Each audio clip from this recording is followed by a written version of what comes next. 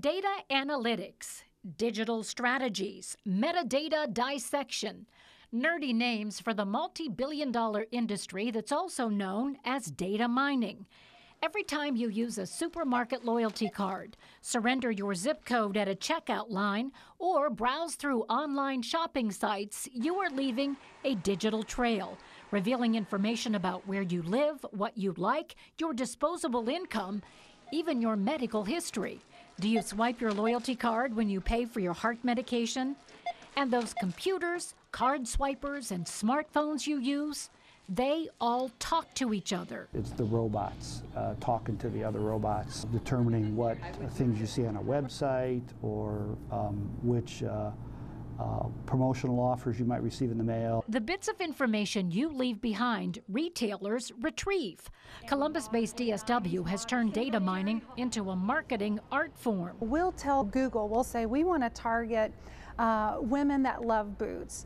And Google on their side knows you and who you are and know that you like boots. DSW uses your digital trail to know where to plant its online ads. It could be a blog, it could be a site that talks about how to wear, it could be a fashion site. The machine-to-machine stuff is very basic stuff that's transactional in nature, trying to chase people around. Worthington-based Prosper Insights and Analytics doesn't put much stock in those machine-to-machine communications.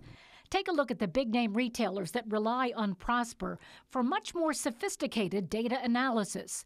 They've created an advanced software platform that allows them to tap into hundreds of data sources, their own, their clients, and the government's, and then use historical data to basically predict the future. So we can actually create an analytic that says, based on what we're seeing, here's what the tomorrow looks like.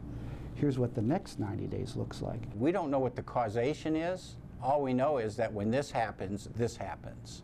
And it becomes a new insight for an executive that they hadn't seen before. Their accuracy rate is nearly 90%. Their findings, sometimes surprising, like a study for OSU's College of Business. We found out that when people say they're going to spend less dining out, they actually shop more at Nordstrom's.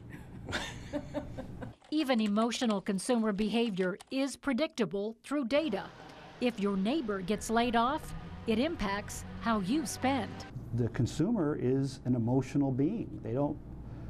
They're not like Mr. Spock on Star Trek. They don't make all these logical choices. But retailers can track the data trail you leave with your illogical choices just as easily as they track every other move you make online. There probably hasn't been this much change in the way consumers sort of consume information than the Industrial Revolution. I mean, there is so much change.